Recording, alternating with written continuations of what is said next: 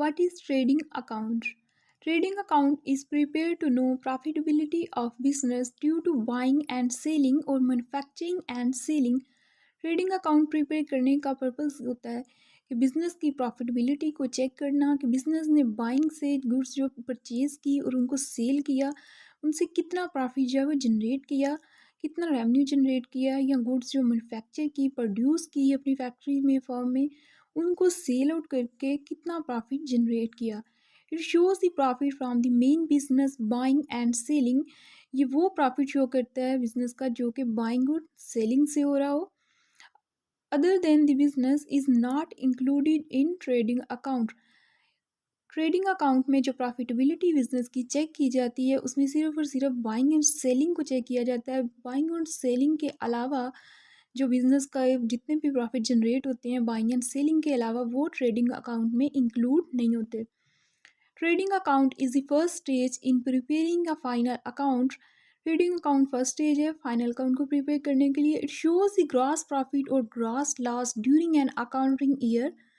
Trading account gross profit या gross loss जो business को during accounting period during accounting year होता है उसको शो करता है। It's include sales services rendered in the credit side and cost of sales and services rendered in the debit side. इसमें debit side पे जो गुड्स बिजनेस ने produce की हैं या बाई की हैं उन पे जितने एक्सपेंसेस आए हैं जितनी कास्ट आई है उसको डेबिट साइड पे इसके ट्रेडिंग अकाउंट में एंटर किया जाता है।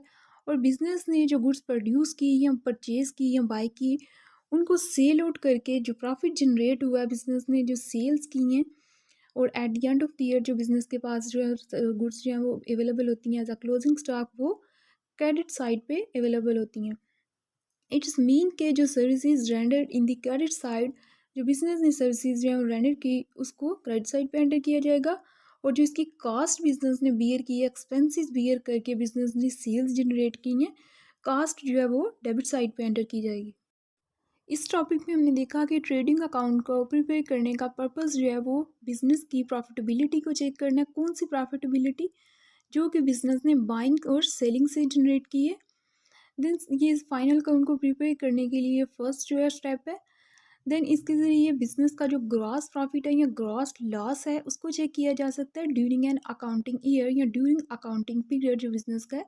जिस पीरियड का बिजनेस जो है प्रॉफिट जो है या लॉस जो है वो चेक करना चाह रहा है उस दौरान जो प्रॉफिट या लॉस जनरेट होता है उसको ट्रेडिंग अकाउंट के ज़रिए चेक किया जा सकता है।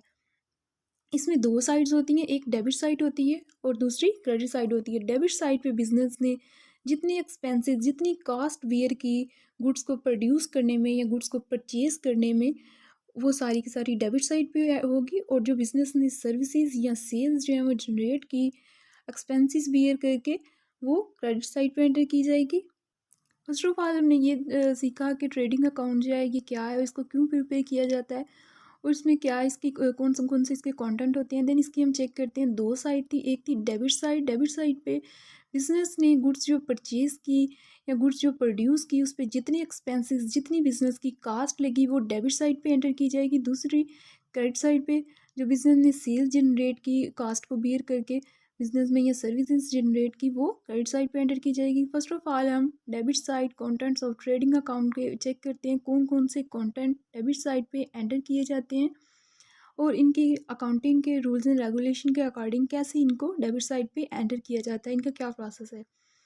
First of all debit side content है ट्रेडिंग अकाउंट का opening stock. Opening stock refers to the closing balance of the previous year. जो लास्ट ईयर का बिजनेस का अकाउंटिंग पीरियड अकाउंटिंग ईयर था बिजनेस ने उसको क्लोज कर दिया as a closing entry. Then next year जब बिजनेस ओपनिंग करेगा न्यू बिजनेस ईयर स्टार्ट होगा न्यू अकाउंटिंग पीरियड स्टार्ट होगा वो बिजनेस के लिए जो लास्ट ईयर का स्टॉक था वो क्या होगा ओपनिंग स्टॉक नेक्स्ट ईयर के लिए होगा। It is generally put as first item on the debit side of the trading account. Opening stock को फर्स्ट आइटम के तौर पर डेबिट साइड पे ट्रेडिंग अकाउंट में एंटर किया जाता है। In case of trader the opening stock consist of different types of finish goods.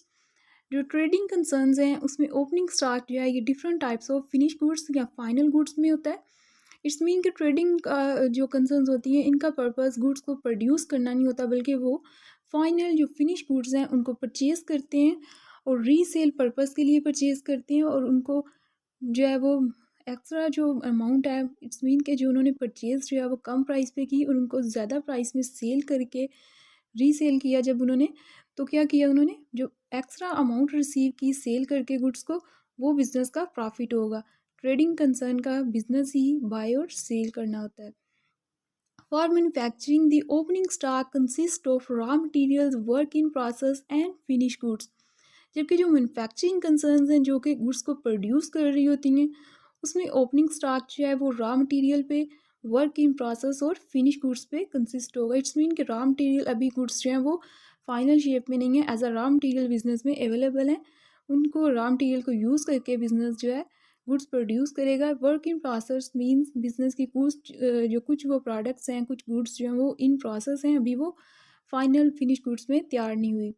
और फिनिश गुड्स वो होंगी जो कि फाइनल शेप में रेडी टू यूज़ हैं या रेडी टू सेल करने के लिए बिजनेस ने तैयार करके जो गुड्स बिजनेस में रखी हुई हैं वो होंगी फिनिश या final goods. Second content debit side पे ट्रेडिंग अकाउंट में होगा purchases. The purchase account shows a debit balance showing the gross amount of purchases made of the materials. Purchase account या ये डेबिट साइड पे trading account में enter किया जाएगा। Purchases की ग्रॉस अमाउंट जो है वो एंटर होगी। This refers to the goods purchase both cash and credit purchases for resale. Business ने जो गुड्स जो हैं परचेज की हैं, चाहे कैश बेस पे हैं चाहे क्रेडिट बेस पे हैं, उनको रीसेल पर्पस के लिए, प्रॉफिट जनरेट करने के लिए बिजनेस ने परचेज किया है, तो ये डेबिट साइड पे एंटर की जाएंगी। Next, the purchase of asset mean for permanent use in business such as furniture machinery are not included in purchases. It's mean के जो बिजनेस ने वो गुड्स, वो आइटम्स बिजनेस ने जो कि रीसेल पर्पस के लिए परचेज की हैं, वो परचेजेस कंसिडर होंगी। लेकिन वो एसेट, वो बिजनेस की गुड्स जो कि परमानेंट यूज़ के लिए बिजनेस ने अपने बिजनेस में यूज़ के लिए जो है वो परचेज की हैं, वो बिजनेस के एसेट कंसिडर होंगे, क्योंकि वो बिजनेस में यूज़ हो रहे हैं, वो रीसेल पर्पस के लिए बिजनेस ने गुड्स परचेज नहीं की।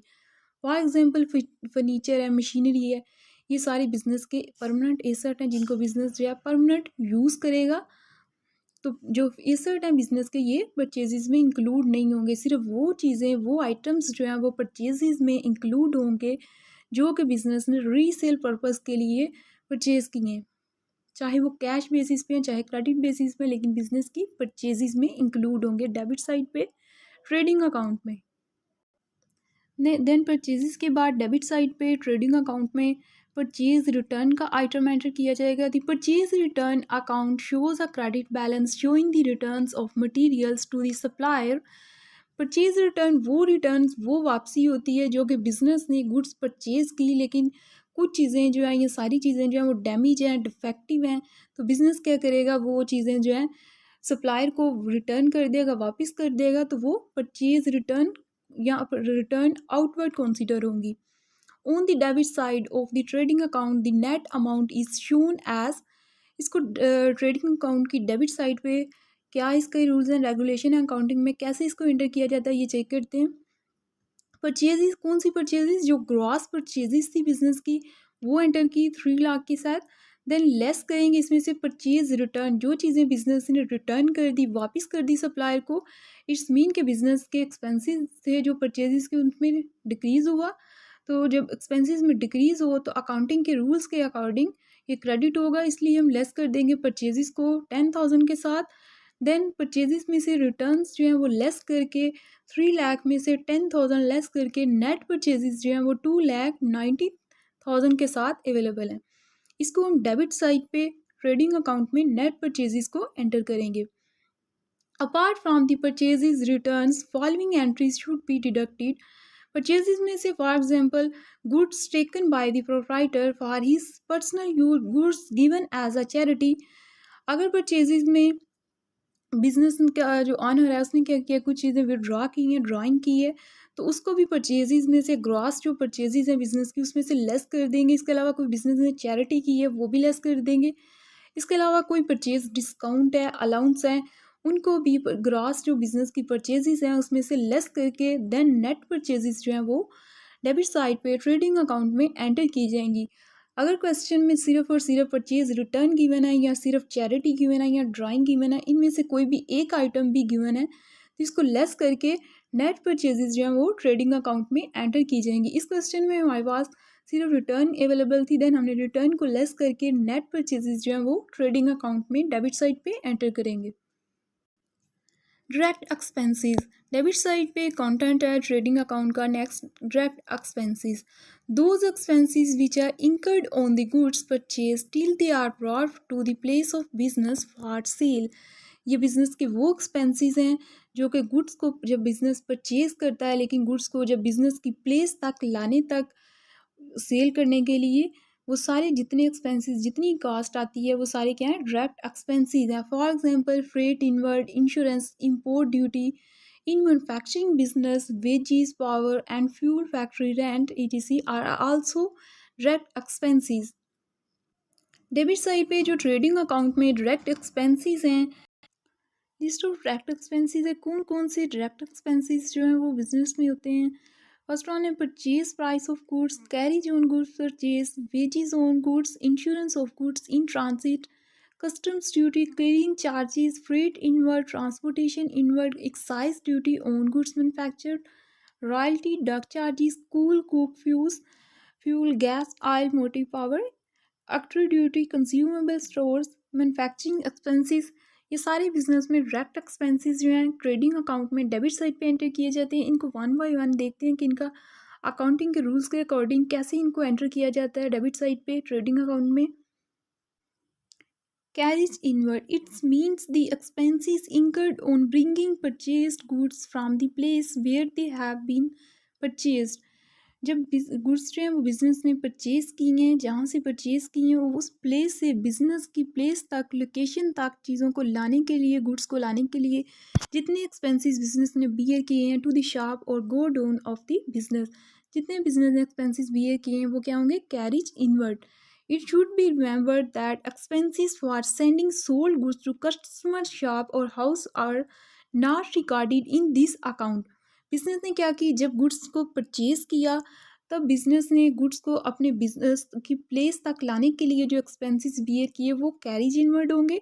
और दूसरी चीज़ क्या है कि वो एक्सपेंसेस जो बिजनेस ने गुड्स को, मर्चेंडाइज को कस्टमर को पहुंचाने के लिए, कस्टमर की शॉप तक पहुंचाने के लिए, ज़मीन के सेल करने के लिए जो एक्सपेंसेस बियर किए वो कैरिज आउटवर्ड होंगे, इनवर्ड नहीं होंगे। कैरिज इनवर्ड सिर्फ वो एक्सपेंसेस होंगे जो कि बिजनेस ने गुड्स को परचेज करने के टाइम पे बिजनेस की प्लेस तक चीज़ों को लाने पे बियर किए। They are debited to carriage outward account and indirect expenses which is transferred to profit and loss account। जो कैरिज आउटवर्ड हैं, जो बिजनेस ने गुड्स को सेल करते हुए कस्टमर तक पहुंचाते हुए, कस्टमर की लोकेशन तक चीज़ें पहुंचाने के लिए एक्सपेंसेस कास्ट बियर की, वो कैरिज आउटवर्ड कहलाएंगे। और कैरिज आउटवर्ड जो है ये प्रॉफिट एंड लॉस अकाउंट में as a indirect expenses enter किए जाएंगे डेबिट साइड पे। Carriage inward is transfer to the debit side of trading account. जबकि कैरिज इनवर्ड जो है, जो गुड्स की परचेज करते हुए बिजनेस ने चीज़ें, गुड्स जो हैं ये बिजनेस की लोकेशन तक लाई, वो एक्सपेंसेस बिजनेस के कैरिज इनवर्ड है और इनको ट्रेडिंग अकाउंट में डेबिट साइड पे एंटर किया जाएगा। Sometimes in examination only the word carriage is mentioned, in that case it should be regarded as carriage inward and debited to the trading account. For example, आपको किसी problem में example में क्या हुआ है कि कैरिज जो है सिंपल सिर्फ कैरिज मेंशन है, इनवर्ड और आउटवर्ड का वर्ड जो है वो मेंशन नहीं है, तो देन इसका ट्रीटमेंट क्या होगा कि कैरिज को आप कैरिज इनवर्ड कंसिडर करके एज अ ट्रेडिंग अकाउंट में डायरेक्ट एक्सपेंसेस के तौर पर डेबिट साइड पे एंटर कर देंगे। Next, direct expenses are wages. This refers to the remuneration paid to the workers for the loading and unloading of purchased goods, or it is the remuneration paid to the workers who are directly engaged in productive activities। जो workers को जो है वो goods को loading और unloading कर रहे हैं, जो सर्विस परफॉर्म कर रहे हैं बिजनेस में, कौन सी गुड्स को जो बिजनेस ने परचेज की हैं या प्रोड्यूस की हैं, इट्स मीन के जो प्रोडक्टिव एक्टिविटीज़ में वर्कर्स इंक्लूड थे, उनको जो बिजनेस ने सैलरीज जो पेमेंट की है वो क्या होंगी, वेजेस के तौर पर as a direct expenses consider होंगी। Anyhow, this is an expense which is directly related with saleable goods and is always debited to the trading account। और इसको डेबिट किया जाता है ट्रेडिंग अकाउंट में। In this connection, the distinction between salaries and wages should be noted carefully। Salaries और wages जो हैं ये दोनों डिफरेंट आइटम हैं और इनका डिफरेंट ट्रीटमेंट जो है वो अकाउंटिंग में, ट्रेडिंग और प्रॉफिट एंड लॉस अकाउंट में होता है। Salaries refer to remuneration paid to employees not engaged in productive activities and being indirect expenses are debited to profit and loss account। और वो वर्कर्स जो कि गुड्स की लोडिंग और अनलोडिंग जो है वो कर रहे हैं वो प्रोडक्टिव एक्टिविटीज़ में इंक्लूड नहीं है, इंगेज नहीं है। ऐसे जो वर्कर्स हैं उनकी जो सैलरीज हैं, जो इनकी पेमेंट है, रेमुनरेशन है, वो एज अ इनडायरेक्ट एक्सपेंसेस के तौर पर प्रॉफिट एंड लॉस अकाउंट में as a indirect expenses debit side पे एंटर होंगे।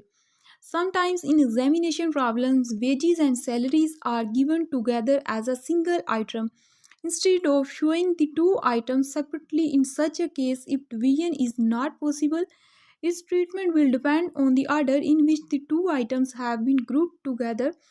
फॉर एग्जाम्पल बाज़ दफ़ा ऐसा होता है एग्जामिनेशन में, प्रॉब्लम्स में जो क्वेश्चन दिए जाते हैं आपको प्रॉफिट एंड लॉस अकाउंट के, कि वेजेस और सैलरीज जो हैं वो बोथ एक सिंगल आइटम दोनों को कंबाइन करके as a single item, one item के तौर पर दिए गए होते हैं। देन इनका क्या ट्रीटमेंट करेंगे? For example wages and salaries the whole amount is debited to the trading account as salaries are assumed to be productive. For example wages and salaries अगर एंटर किया गया है प्रॉब्लम में, तो इसको क्या कंसिडर करेंगे? इसको डायरेक्ट एक्सपेंसेस कंसिडर करेंगे और ट्रेडिंग अकाउंट में डेबिट साइड पे एंटर करेंगे। देन सेकंड, अगर for example salaries and wages के नाम से आइटम दिया गया है, the whole amount is debited to profit and loss account as wages are assumed to be unproductive. अगर सैलरीज एंड वेजेस के नाम से कोई आइटम मेंशन है आपकी प्रॉब्लम में, जो क्वेश्चन दिया गया trading and profit and loss account को सॉल्व करने के लिए ट्राई बैलेंस में, तो उसको क्या कंसिडर करेंगे? सैलरीज एंड वेजेस को डेबिट जो है प्रॉफिट एंड लॉस अकाउंट में as a unproductive activity indirect expenses के तौर पर डेबिट करेंगे प्रॉफिट एंड लॉस अकाउंट में। डायरेक्ट एक्सपेंसेस में नेक्स्ट है insurance in transit. While bringing goods from outside they may be destroyed और स्टोलन इन ट्रांजिट। बिजनेस ने जो गुड्स, जो मर्चेंडाइज परचेज की हैं, मे बी वो डिस्ट्रॉय हो जाएंगे, तबाह हो जाएंगे, स्टोलन, चोरी हो जाएंगे। Such loss may be insured against. It's mean कि ये गुड्स के अगेंस्ट जो बिजनेस को लॉस बियर करना पड़ेगा। The amount of premium paid to the insurance company is debited to the insurance in transit. Business क्या करता है? जो गुड्स परचेज की हैं बिजनेस ने, उनकी इंश्योरेंस करवाता है। इंश्योरेंस जो पे करता है इन गुड्स के लिए, जो परचेज गुड्स हैं इनकी जो इंश्योरेंस पेमेंट करता है बिजनेस, वो as a insurance in transit. जो गुड्स पे बिजनेस ने गुड्स जो परचेज की हैं रीसेल पर्पज़ के लिए, उनकी जो इंश्योरेंस है वो as a direct expenses debit side पे, प्रॉफिट एंड डेबिट साइड पे ट्रेडिंग अकाउंट में एंटर किया जाएगा। Company is debited to the insurance in transit account and is transferred to the debit side of the trading account being an expense connected with the purchase of goods। It's mean कि इसको हम लोग insurance transit को debit side पे क्यों enter करेंगे trading account में? क्योंकि ये जो गुड्स बिजनेस ने परचेज की हैं उनसे ये एक्सपेंस जो है वो डायरेक्टली लिंक कर रहा है, इसलिए इसको गुड्स की परचेज में गुड्स के जो एक्सपेंसेस हैं, डायरेक्ट एक्सपेंसेस हैं जो गुड्स से लिंक कर रहे हैं, उनके तौर पे as a direct expenses trading account में डेबिट साइड पे एंटर करेंगे। In this connection, it should be noted that premium paid for insurance of building, plant, machinery, furniture, stock against loss by fire or accident is debited to profit and loss account being an indirect expenses।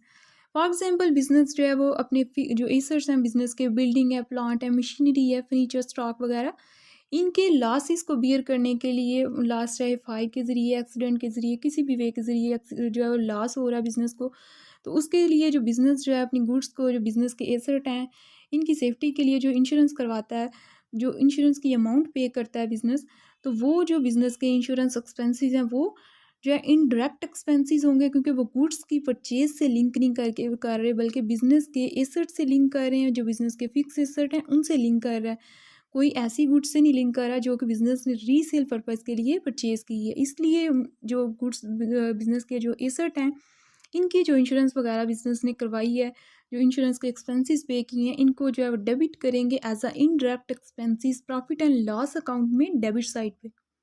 Next direct expenses में include है customs duties. The duty imposed by government on import as export of goods is known as custom duty। custom duty वो duty, वो charges होते हैं जो कि business जो है इंपोर्ट और एक्सपोर्ट जो गुड्स की करता है बिजनेस, उस पे जो है वो इम्पोज करती है। Custom duty is of two types, import duty and export duty. Duty paid on goods imported from abroad is known as import duty. जो बिजनेस क्या करता है, गुड्स को परचेज करता है अब्रॉड से, आउट ऑफ कंट्री से, तो वो as a import duty consider होगी and is debited to the trading account. जो बिजनेस जो है गुड्स परचेज कर रहा है फॉर रीसेलिंग पर्पस, तो वो परचेज से लिंक कर रहे हैं एक्सपेंसेस जो है इम्पोर्ट ड्यूटी के जो एक्सपेंसेस हैं, तो इसलिए इसको एज अ डायरेक्ट एक्सपेंसेस जो है वो ट्रेडिंग अकाउंट में डेबिट साइड पे एंटर करेंगे।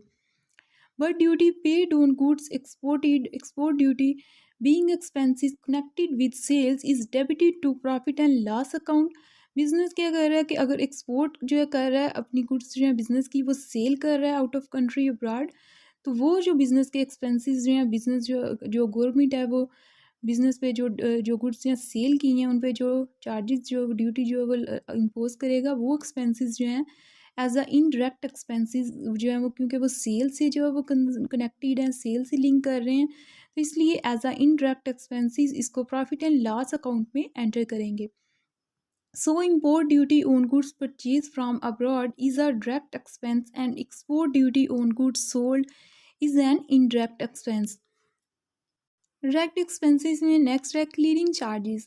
In case of imports from abroad, goods are cleared from port.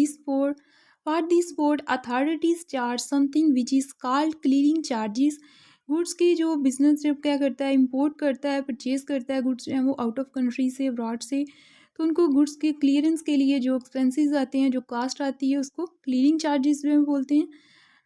Something which is called clearing charges, this is a direct expense and is debited to trading account। इनको debit करेंगे as a direct expenses, क्योंकि ये directly goods की purchase से link कर रहे हैं, तो इनको as a direct expenses trading account में डेबिट साइड पे एंटर किया जाएगा।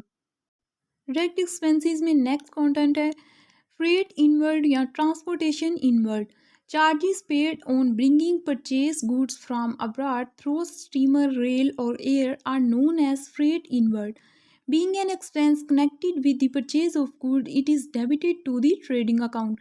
बिजनेस जो है वो गुड्स परचेज करता है और उसके जो ट्रांसपोर्टेशन जो चार्जेस हैं, फ्रेट जो इनवर्ड है, जो बिज़नेस के प्लेस तक जो चीज़ें लाने के लिए जितने चार्जेस, जितनी कास्ट बिज़नेस को बियर करनी पड़ती है, वो सारे expenses as a direct expenses, क्योंकि वो डायरेक्टली गुड्स की परचेज से लिंक कर रहे हैं, तो उनको क्या एंटर करेंगे as a direct expenses debit side पे ट्रेडिंग अकाउंट में एंटर करेंगे।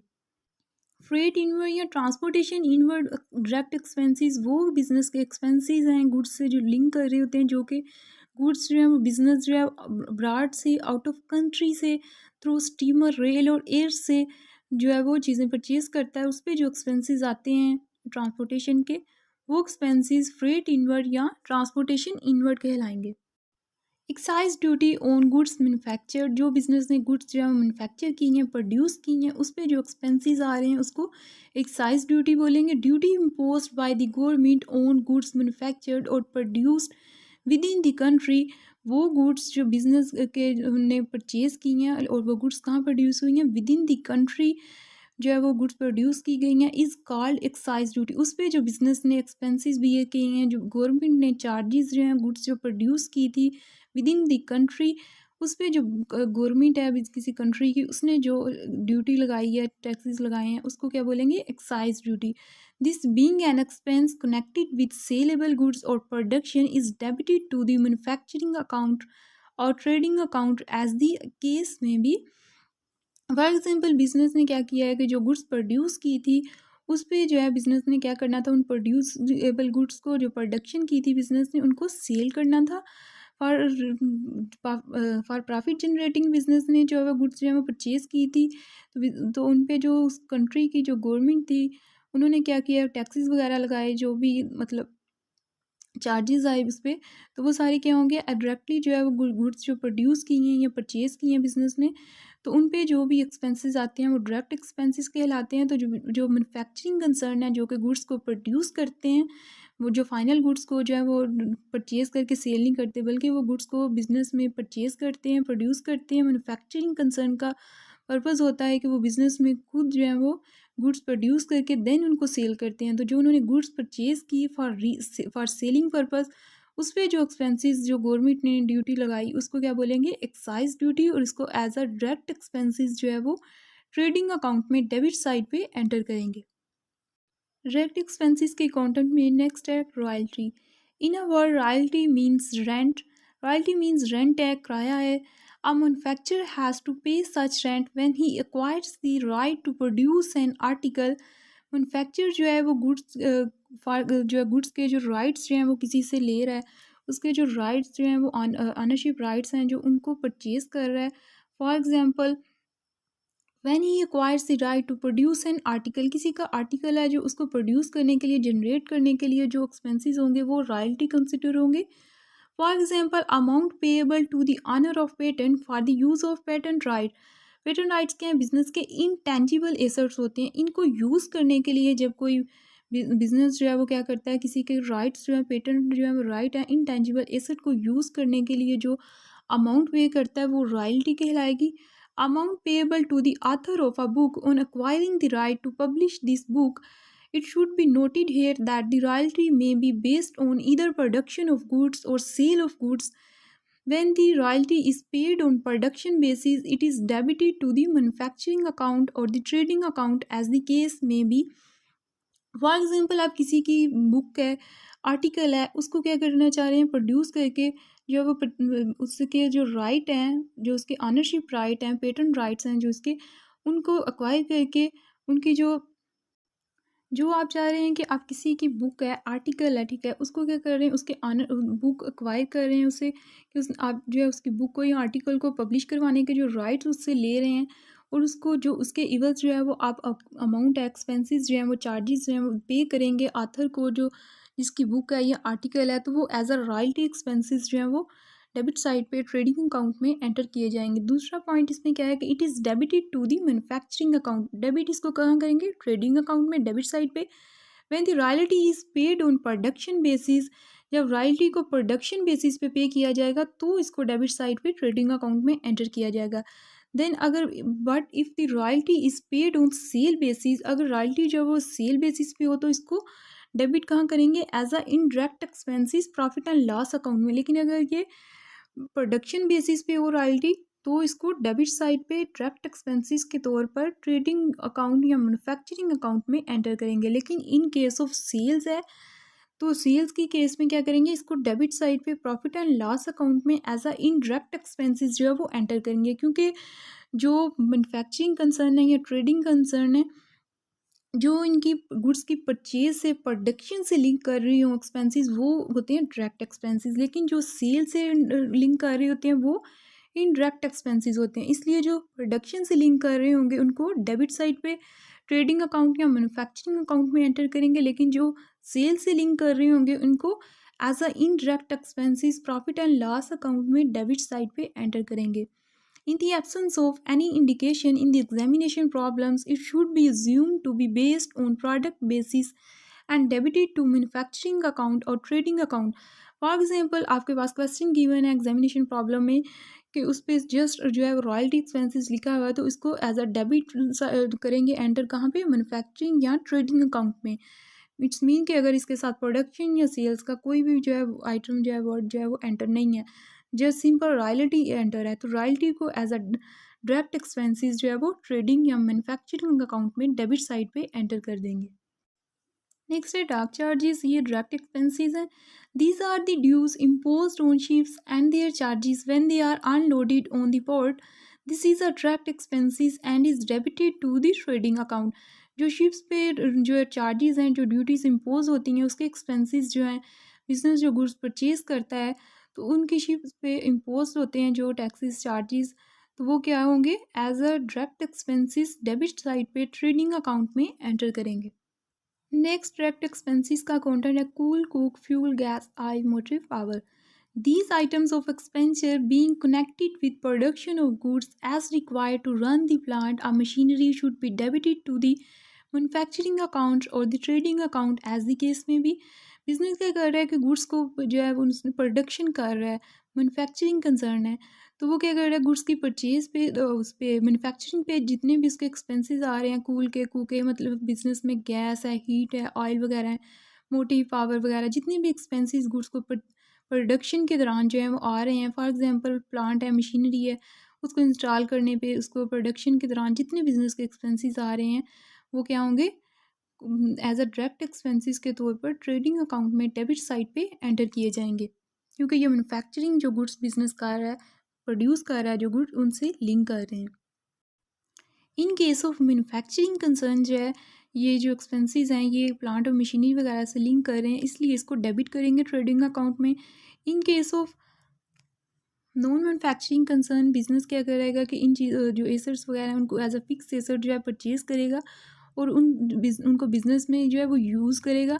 तो इट्स मीन कि ये परचेज़ जो रीसेल बिज़नेस ने गुड्स परचेज़ करके रीसेल करनी है, उनसे प्रॉफिट जनरेट करना है, उनसे लिंक नहीं करेगा। तो इनको फिर जो केस में है वो डेबिट साइड पे ट्रेडिंग अकाउंट में एंटर नहीं करेंगे, इनको प्रॉफिट एंड लॉस अकाउंट में डेबिट साइड पे एंटर करेंगे। लेकिन मैन्युफैक्चरिंग कंसर्न जो है वो गुड्स को प्रोड्यूस कर रही है, प्रोडक्शन करने में जो है प्लांट एंड मशीनरी पे एक्सपेंसेस आ रहे हैं, इसलिए इसको ट्रेडिंग अकाउंट में डेबिट साइड पे एंटर करेंगे, क्योंकि मैन्युफैक्चरिंग कंसर्न ने ये गुड्स जो है प्रोडक्शन करके इनको जो है वो सेल करना है, इनसे प्रॉफिट जनरेट करना है।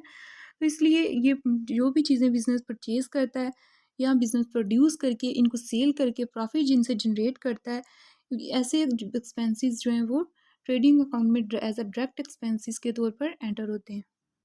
डायरेक्ट एक्सपेंसेस के कंटेंट में नेक्स्ट है arbitrary duty. This is a duty which is imposed by the municipal corporation or the municipal committee when goods purchased enter its territory. So when the goods are purchased from another city, this duty has to be paid. It is an expense connected with purchase of goods and is debited to the trading account. ऐसे expenses जो कि business जो है another city से जो है वो goods को परचेज कर रहा है और उस सिटी की जो म्यूनसिपल कमेटी या म्यूनसिपल कॉर्पोरेशन है जो उस पर चार्जेस जो है वो लागू कर रही है एज अ टेरिटरी चार्जेस, तो उन परचेज गुड्स पे जो एक्सपेंसेस जो हैं ये बिज़नेस पे करेगा, चार्जेस पे करेगा अनदर सिटी की म्यूनसिपल कमेटी या कॉर्पोरेशन को। ये एक्सपेंसेस, ये चार्जेस बिजनेस में एज अ आखिरी ड्यूटी जो है as a direct expenses trading account में डेबिट साइड पे एंटर होंगे। डायरेक्ट एक्सपेंसेस में नेक्स्ट काउंटर है consumable stores. These are the expenses incur to keep the machine in right condition and include engine oil, soft soap, cotton waste, oil grease and waste consumed in factory. जितने भी expenses आ रहे हैं कि machinery को जो है वो इन running condition में, राइट कंडीशन में उनको ठीक रखने के लिए जो है उनसे वर्किंग करने के लिए कंपनी में, फर्म में, तो जितने भी एक्सपेंसेस मशीनरी को ठीक कंडीशन में या रनिंग कंडीशन में बेहतर तरीके से इस्तेमाल करने के लिए जो है वो जितने भी एक्सपेंसेस बिजनेस को बियर करने पड़ते हैं, फॉर एग्जांपल इंजन का ऑयल है, सॉफ्ट है, सोप है, कॉटन वेस्ट है, ऑयल ग्रीस वगैरह वेस्ट कंज्यूम्ड है, ये सारी एक्सपेंसेस जो है वो कंज्यूमेबल स्टोर के तौर पर एंटर होंगे। The amount of such stores consume during the year will be debited to the trading account. जितने भी एक्सपेंसेस जो हैं during accounting period, during accounting year business ने बियर किए हैं, ये एज अ डायरेक्ट एक्सपेंसेस जो है ट्रेडिंग अकाउंट में एंटर होंगे। डायरेक्ट एक्सपेंसेस में नेक्स्ट काउंटर है manufacturing expenses. All expenses incurred in manufacturing और producing the goods in a factory as factory insurance, factory rent, depreciation on factory building, lighting and direct expenses and are debited to manufacturing or trading account as trading account की क्या है, इसको check करने के बाद हमने इसकी debit side के जितने कंटेंट थे इनको वन बाय वन डिटेल के साथ चेक किया कि इनका क्या ट्रीटमेंट होगा डेबिट साइड पे ट्रेडिंग अकाउंट में। देन हम नेक्स्ट चेक करते हैं contents of trading account. Credit side पे कौन कौन से कंटेंट जो हैं ट्रेडिंग अकाउंट में एंटर किए जाते हैं, उनका क्या ट्रीटमेंट है अकाउंटिंग के रूल्स एंड रेगुलेशन के according. Items shown on the credit side of the trading account cell and cell return, closing stock. Credit side पे ट्रेडिंग अकाउंट में सेल्स रिटर्न, इसके अलावा क्लोजिंग स्टॉक जो है वो मेंशन किए जाते हैं। फर्स्ट वन है sales. It is the value of all the goods sold during the current accounting year and it is available from the sale account in the ledger. It is a measure of revenue in a business which deals in returns are deducted from sales and the net sales are shown on the credit side of the trading account. Sales it means कि business ने during accounting period जितनी भी revenue generate किया, जितनी goods जो services हैं वो sale की, उनके ज़रिए जो revenue generate किया बिजनेस ने, बिजनेस का मेन revenue generating source जो है वो sales है। तो सेल्स जो बिज़नेस की ग्रॉस सेल्स होगी, इट्स मीन कि जो बिज़नेस ने ड्यूरिंग अकाउंटिंग पीरियड जितनी सेल्स की, जितनी सर्विसेज जो हैं वो सेल की, गुड्स जो हैं वो सेल की, तो उसमें से जो बिज़नेस की रिटर्न वगैरह जो लेस करके जो नेट सेल्स जो हैं वो फाइंड आउट हो जाएंगी और इनको क्रेडिट साइड पे ट्रेडिंग अकाउंट में एंटर किया जाता है। सेल्स के बाद सेल्स रिटर्न अकाउंट है, क्रेडिट साइड पे ट्रेडिंग अकाउंट में मेंशन करते हैं। It shows a debit balance showing the returns of materials from customers on the credit side of the trading account. Sales return क्या होती हैं कि जो बिजनेस ने क्या की थी, सेल की थी कस्टमर्स को, कस्टमर ने क्या है कि कुछ चीज़ें उनके स्टैंडर्ड के अकॉर्डिंग नहीं है या डिफेक्टिव हैं या डैमेज हैं, तो कस्टमर ने रिटर्न कर दी वापस बिजनेस को चीज़ें जो हम रिटर्न कर दी। तो ये सेल रिटर्न जो है वो जो ग्रॉस सेल्स थी बिजनेस की उसमें से लेस करके देन नेट सेल्स जो है वो एंटर की जाएंगी क्रेडिट साइड पे ट्रेडिंग अकाउंट में। The net amount is shown as, for example business में जो ग्रॉस सेल्स थी, बिजनेस की सेल्स थी total during an accounting period 3 lakh की थी। इसमें से लेस कर देंगे रिटर्न्स जो कि कस्टमर ने चीज़ें जो है बिजनेस को रिटर्न कर दी हैं, वापस कर दी हैं 5,000 की लेस की। देन नेट सेल्स जो बिजनेस के पास हैं वो 2,95,000 के साथ एंटर करेंगे क्रेडिट साइड पे ट्रेडिंग अकाउंट में। ट्रेडिंग अकाउंट की क्रेडिट साइड पे जो है सेल्स और सेल रिटर्न के अलावा नेट सेल्स जो है एंटर करने के बाद नेक्स्ट कंटेंट है closing stock. It indicates the value of goods lying unsold eight the end of the current accounting year. जो अकाउंटिंग पीरियड के दौरान जो ईयर के एंड पे लास्ट पे जो बिजनेस के पास अनसोल्ड जो हैं गुड्स जो हैं वो बाकी जो हैं रिमेनिंग जो हैं वो बच जाती हैं, वो एज अ क्लोजिंग स्टॉक के तौर पर क्रेडिट साइड पे एंटर करते हैं। At the end of the year, a list of unsold goods is prepared showing the quantity and value of each item. The total of the list represents the value of closing stock. The list should be prepared with utmost care and attention. Although closing stock is an asset, yet it is shown on the credit side of the trading account.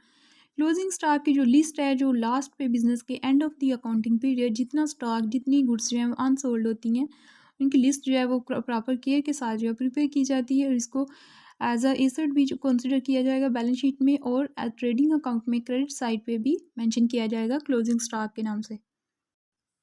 Closing stock को credit side पे trading account में enter तो किया जाता है, लेकिन why closing stock is shown in the trading account. Closing stock को trading account में क्यों एंटर किया जाता है, क्यों शो किया जाता है, इसकी रीज़न क्या है, इसको देखते हैं। Closing stock is shown on the credit side of the trading account in order to make the comparison correct and logical between expenses and revenue. If it is not shown, the matching of expenses and revenue may be wrong. Closing stock को credit side पे इसलिए enter किया जाता है कि business के expenses और revenue जो है इनको कंपैरिजन करने के लिए, मैच करने के लिए कि कितने बिजनेस के एक्सपेंसेस हुए, कितना बिजनेस ने एक्सपेंसेस बियर करके इनसे रेवेन्यू जनरेट किया, इनकी मैचिंग के लिए, कंपैरिजन के लिए जो है क्लोजिंग स्टॉक को एंटर किया जाता है क्रेडिट साइड पे। क्योंकि डेबिट साइड पे बिजनेस के एक्सपेंसेस एंटर होते हैं, इसलिए एक्सपेंसेस और डेबिट साइड पे और रेवेन्यू जो है बिजनेस के जो प्रॉफिट्स हैं इनको क्रेडिट साइड पे एंटर किया जाता है। इनको मैचिंग करने के लिए जो है वो क्लोजिंग स्टॉक को एंटर किया जाता है। For example, suppose we purchase 100 units of a product of rupees 10 per unit and sold all the units of rupees 15 each. इस मीन के बिजनेस ने 100 यूनिट्स जो है वो परचेज किए, कितने के 10 रुपीज़ पर यूनिट की प्राइस थी और सेल इनको कितने में किया 15 रुपीज़ पर यूनिट प्राइस थी।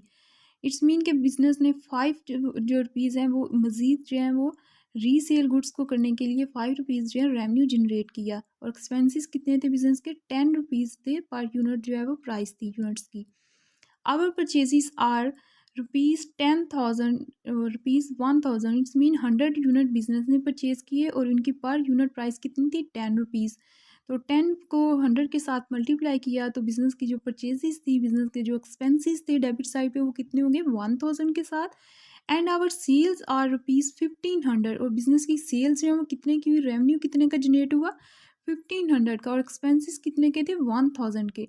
इट्स मीन के जो 500 है वो बिजनेस ने रेवेन्यू जनरेट किया और एक्सपेंसेस 1,000 थे। ठीक है, 100 बिजनेस ने यूनिट्स जो है वो परचेज किए थे और इनको सेल कितने में किया 15 रुपीज़ ईच यूनिट की प्राइस थी और इनको परचेज बिजनेस में 10 रुपीज़ में किया था और सेल 15 में किया। इट्स मीन के जो 5 है 5 रुपीज़ पर यूनिट प्राइस जो है बिजनेस ने क्या किया, गुड्स जो परचेज की थी 10 की थी और 15 रुपीज़ जो है वो इट्स मीन में जो है वो सेल की, इट्स मीन के 5 रुपीज़ जो एक्स्ट्रा है वो बिज़नेस ने प्रॉफिट या रेवेन्यू जनरेट किया है।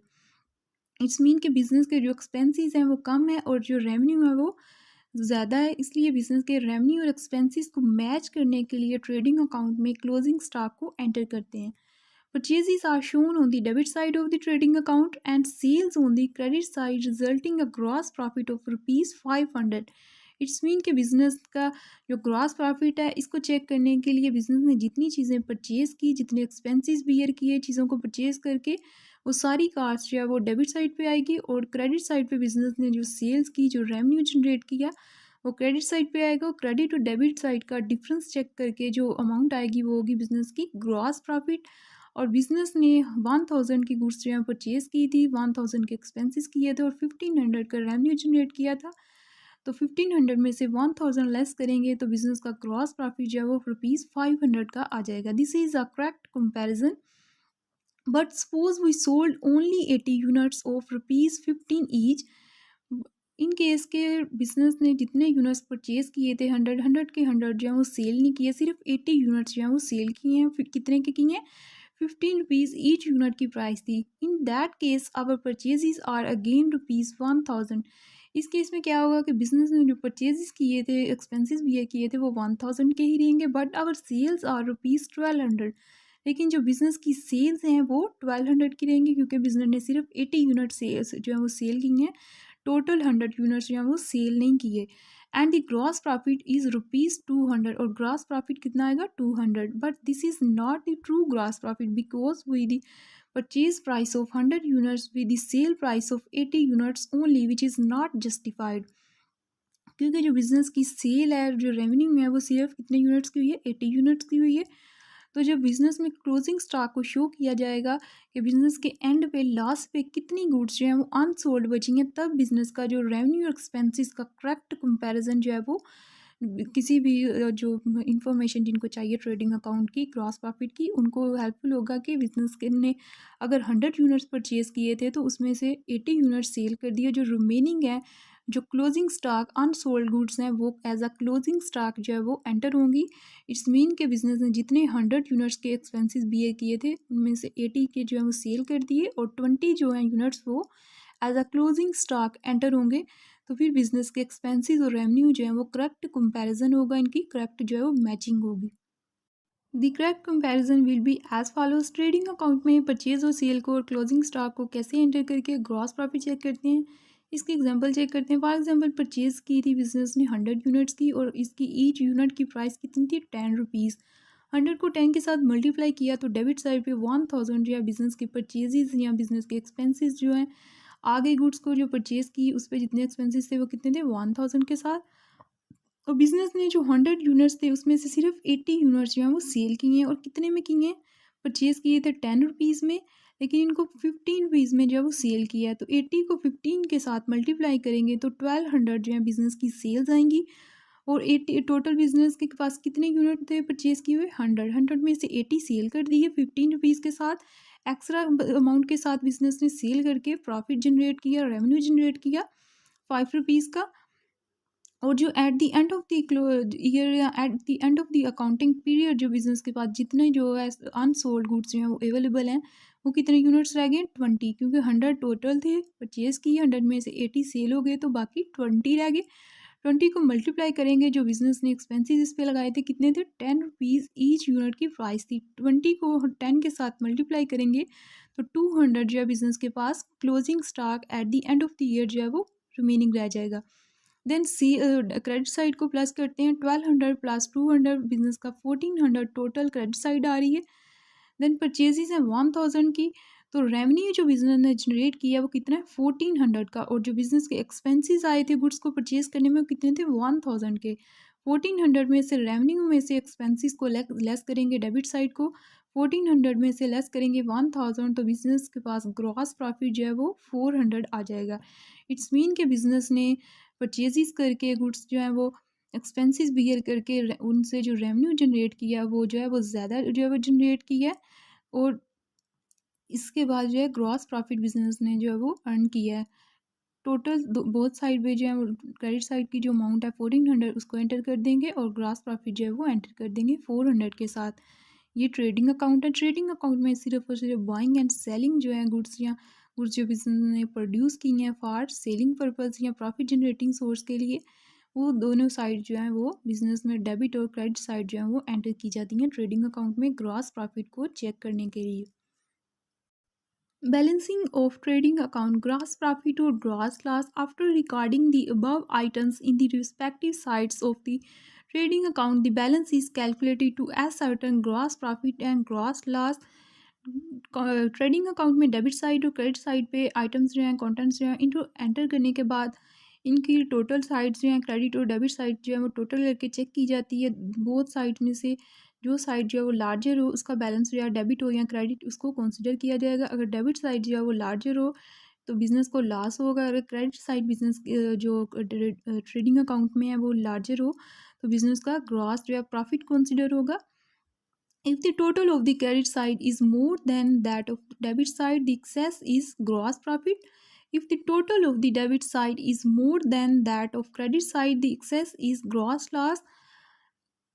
अगर क्रेडिट साइड जो है वो लार्जर है डेबिट साइड से तो इट्स मीन कि ये ग्रॉस प्रॉफिट कंसिडर होगा।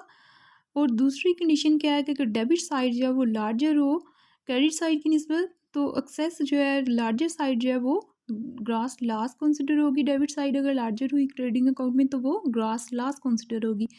ट्रेडिंग अकाउंट में बैलेंस कैसे किया जाता है ग्रॉस प्रॉफिट और ग्रॉस लॉस को, इस टॉपिक में ये चेक किया। ट्रेडिंग अकाउंट को प्रिपेयर करने के लिए first one name of the firm, firm का नेम मेंशन करते हैं। देन ट्रेडिंग अकाउंट प्रिपेयर कर रहे हैं तो इसको ट्रेडिंग अकाउंट मेंशन करेंगे। और द ईयर एंडेड ऑन 31 मार्च, जिस ईयर को जिस मंथ को जब बिजनेस जो है ट्रेडिंग अकाउंट प्रिपेयर कर रहा है at the end of the accounting period वो मेंशन करेंगे। Date month year. Then debit side mention करेंगे। क्रेडिट साइड पे मेंशन करेंगे। डेबिट साइड पे आज वी नो डेबिट साइड के कंटेंट क्या है, ओपनिंग स्टॉक है, डायरेक्ट एक्सपेंसेस हैं सारे, ठीक है। इसके अलावा क्रेडिट साइड पे क्या थे, सेल्स थी, बिजनेस के जितने भी रेवेन्यू जनरेट हुए थे वो थे। इसके अलावा जो ग्रॉस लॉस है वो ट्रांसफ़र होगा। अगर लॉस हो बिजनेस को तो क्रेडिट साइड पे आएगा और अगर प्रॉफिट हो बिजनेस को जो कैरी डाउन करना है next profit and loss account में तो डेबिट साइड पे ग्रॉस प्रॉफिट एंटर होगा। ट्रेडिंग अकाउंट कैसे प्रिपेयर करते हैं इसकी एग्जांपल चेक करते हैं। Prepare a trading account for the year ended March 31, 2019 from the following balances as at March 31, 2019। Prepare trading account जो है प्रिपेयर करना है। फर्स्ट वन इसके पास कंटेंट है, ओपनिंग स्टॉक में है raw material finish goods. It's mean कि ये किसका ट्रेडिंग अकाउंट है। हमने ये लास्ट में पीछे में चेक किया था। ओपनिंग स्टॉक जो है अगर ट्रेडिंग कंसर्न होगी तो उसका कौन सा होगा, सिर्फ फिनिश गुड्स होंगी या फाइनल गुड्स होंगी। लेकिन जो मैन्युफैक्चरिंग कंसर्न है उनके पास raw material, work in process goods और फिनिश गुड्स जो हैं वो अवेलेबल होंगी। इट्स मीन कि ये मैन्युफैक्चरिंग कंसर्न जो है उसका ट्रेडिंग अकाउंट प्रिपेयर करना है। नेक्स्ट है परचेजेज हैं, सेल्स हैं, रिटर्न परचेज हैं, परचेज रिटर्न है, देन सेल रिटर्न है, देन वेजेस हैं, डायरेक्ट एक्सपेंसेस हैं, देन फैक्ट्री एक्सपेंसेस हैं, डायरेक्ट एक्सपेंसेस हैं, then a freight inward, freight and direct expenses, and then outward and at the period of the concerned period the stock on hand were। It's mean कि जो business का closing था time था eight the end of the accounting period जो business के पास closing stock available था वो क्या था, रॉ मटेरियल था, वर्क इन प्रोग्रेस था और फिनिश गुड्स थी। ये बिज़नेस का क्लोजिंग स्टॉक थी मैन्युफैक्चरिंग कंसर्न में, क्योंकि मैन्युफैक्चरिंग कंसर्न में कुछ बिज़नेस के पास रॉ मटेरियल होगा, कुछ चीज़ें जो हैं कुछ गुड्स जो हैं इन प्रोसेस होंगी, उन पे वर्किंग हो रही होगी, भी वो प्रिपेयर नहीं हुई होंगी फाइनल। कुछ गुड्स जो हैं बिज़नेस में फिनिश गुड्स या फाइनल गुड्स होंगी। देन इनकी हेल्प से जो है ट्रेडिंग अकाउंट को प्रिपेयर करते हैं। फर्स्ट वन आज वी नो कि डेबिट साइड पे ओपनिंग स्टॉक जो है वो ट्रेडिंग अकाउंट में एंटर करते हैं। देन हम लोग ओपनिंग स्टॉक जो है रॉ मटेरियल और फिनिश गुड्स का, रॉ मटेरियल है 20,000 के साथ और फिनिश गुड्स है 35,000 के साथ, इसको डेबिट साइड पे एंटर करते हैं। ओपनिंग स्टॉक में रॉ मटेरियल और फिनिश गुड्स है 20,000 और 35,000 के साथ, इसको डेबिट साइड पे एंटर किया गया। नेक्स्ट परचेज और रिटर्न वगैरह चेक करते हैं। परचेजेस अवेलेबल है 90,000 की और परचेज रिटर्न जो है वो 2,500 की अवेलेबल है, इनको डेबिट साइड पे एंटर करते हैं। परचेजेस है 90,000 के साथ थी और रिटर्न थी 2,500 के साथ, रिटर्न लेस करके जो नेट परचेजेस आ रही हैं वो 87,500 की डेबिट साइड पे ट्रेडिंग अकाउंट में एंटर करेंगे। नेक्स्ट है वेजीज हैं, डायरेक्ट एक्सपेंसेस हैं 32,500 के हैं, इनको डेबिट साइड पे एंटर करेंगे। देन फैक्ट्री एक्सपेंसेस हैं, फ्रेट इनवर्ड हैं, ये सारे डायरेक्ट एक्सपेंसेस हैं बिजनेस के, तो इनको 32,500 की वेजेस हैं, फैक्ट्री एक्सपेंसेस हैं 22,500 के और फ्रेट इनवर्ड हैं 5,000 के, इनको डेबिट साइड पे एंटर करेंगे ट्रेडिंग अकाउंट में। वेजेस थी हमने चेक की 32,500 के साथ, फैक्ट्री एक्सपेंसेस थे 22,500 के साथ, देन थी फ्रेट इनवर्ड 5,000 के साथ। ये सारे बिजनेस के क्या थे, डायरेक्ट एक्सपेंसेस थे और इनको डेबिट साइड पे एंटर किया गया। देन क्रेडिट साइड चेक करते हैं। क्रेडिट साइड के अकाउंटेंट है अवेलेबल हैं, परचेज के बाद है, सेल्स हैं 1,75,000 की और सेल रिटर्न है 1,500 की। सेल्स एंटर की 1,75,000 के साथ और इसमें से रिटर्न जो अवेलेबल थी सेल रिटर्न 1,500 की थी, ये लेस करके इसमें से 1,75,000 में से 1,500 लेस किया तो 1,73,500 जो है वो नेट सेल्स जो है ये क्रेडिट साइड पे ट्रेडिंग अकाउंट में एंटर करेंगे। देन क्लोजिंग स्टॉक है वो चेक करते हैं। क्लोजिंग स्टॉक वो कितना अवेलेबल था, रॉ मटेरियल था 17,500 के साथ, देन वर्क इन प्रोग्रेस था 5,000 के साथ, देन फिनिश गुड्स थी 27,500 के साथ। क्लोजिंग स्टॉक में रॉ मटेरियल था 17,500 के साथ, वर्क इन प्रोसेस था 5,000, फिनिश गुड्स थी 27,500 के साथ। इसमें क्वेश्चन में हमने क्या किया कि ट्रेडिंग अकाउंट में फर्स्ट ऑफ ऑल हमने ये एंटर किया कि ये किस कंपनी की जो है वो ट्रेडिंग अकाउंट जो है प्रीपेयर कर रहे हैं, XYZ फर्म थी। देन इसका ट्रेडिंग अकाउंट प्रीपेयर कर रहे हैं ये मेंशन करेंगे, देन डेबिट साइड और क्रेडिट साइड मेंशन करेंगे। Then for the year ending March 31, 2019 को प्रीपेयर कर रहे हैं, तो इसकी जो अकाउंटिंग ईयर है, अकाउंटिंग पीरियड का जो एंडिंग की डेट है, ईयर है मंथ है जो भी है, वो जो डेट ईयर वगैरह जो है वो उसको एज इट इज़ जो है वो मेंशन करेंगे कि इस ईयर के इस अकाउंटिंग पीरियड के एंड पे जो है वो ट्रेडिंग अकाउंट प्रीपेयर कर रहे हैं। देन डेबिट साइड पे हमने ओपनिंग स्टॉक एंटर किया, ये मैन्युफैक्चरिंग कंसर्न थी तो इसके पास रॉ मटेरियल और फिनिश गुड्स जो है वो अवेलेबल थी इसके ओपनिंग स्टॉक में, वो एंटर किया। इसके अलावा परचेजेस में से रिटर्न करके नेट परचेजेस एंटर की। देन जो डायरेक्ट एक्सपेंसेस थे इसके बिजनेस के, वेजेस थी, फैक्ट्री एक्सपेंसेस थी, फ्रेट इनवर्ड थी, ये सारे डायरेक्ट एक्सपेंसेस हैं, ये डायरेक्टली जो है गुड्स की परचेज से लिंक कर रहे थे, इनको डेबिट साइड पे एंटर किया। देन क्रेडिट साइड पे हमने बिजनेस की जो सेल्स थी और इसमें से जो रिटर्न थी वो लेस करके नेट सेल्स जो है वो क्रेडिट साइड पे एंटर की। Then closing stock manufacturing concern में एज वी नो कि raw material, work in process और फिनिश गुड्स जो हमें होती हैं, ये जितने भी थे क्लोजिंग स्टॉक की अमाउंट उनको एंटर किया गया क्रेडिट साइड पे। देन अब बैलेंसिंग ऑफ ट्रेडिंग अकाउंट में जो है बैलेंसिंग कैसे करते हैं वो चेक करते हैं। क्रेडिट साइड को प्लस करते हैं, first of all 1,73,500 plus closing stock है 17,500 प्लस 5,000 प्लस 27,500, क्रेडिट साइड को साइड को प्लस किया तो ये आ रहा है 2,23,500। देन डेबिट साइड को लेस करते हैं क्रेडिट साइड में से, 2,23,500 में से लेस करेंगे first of all 20,000, then 35,000 less करेंगे, देन 87,500 लेस करेंगे, देन 32,500 लेस करेंगे, देन 22,500 लेस कर देंगे, देन 5,000 लेस कर देंगे, तो ग्रॉस प्रॉफिट जो आ रहा है 21,000 के साथ। इस मीन के जो लार्जर साइड है वो कौन सी है, credit side. Credit side larger है तो इसका टोटल बैलेंस जो है वो डेबिट और क्रेडिट साइड पे टोटल बोथ साइड पे एंटर कर देंगे, और जो साइड जो है वो लार्जर होगी उसी का बैलेंस जो है वो कंसिडर होगा। इसको नेक्स्ट जो है क्रेडिट साइड पे जो है आके प्रॉफिट एंड लॉस अकाउंट में क्रेडिट साइड पे बैलेंस PD ग्रॉस प्रॉफिट का जो वो एंटर कर देंगे।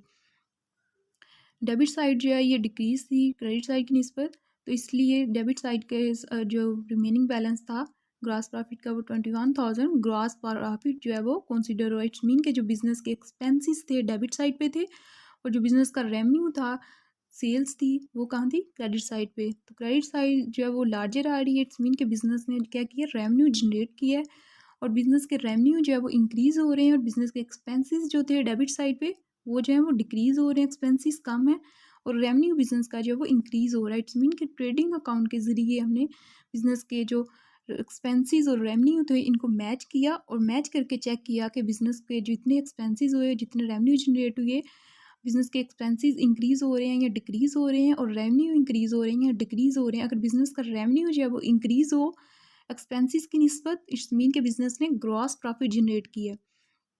तो इस क्वेश्चन में XYZ फर्म की जो ट्रेडिंग अकाउंट प्रिपेयर किया इसमें बिजनेस के रेवेन्यू इंक्रीज़ हैं और जो एक्सपेंसेस हैं वो डिक्रीज़ हैं। तो बिजनेस ने ग्रॉस प्रॉफिट जो है वो जनरेट किया है 21,000 के साथ।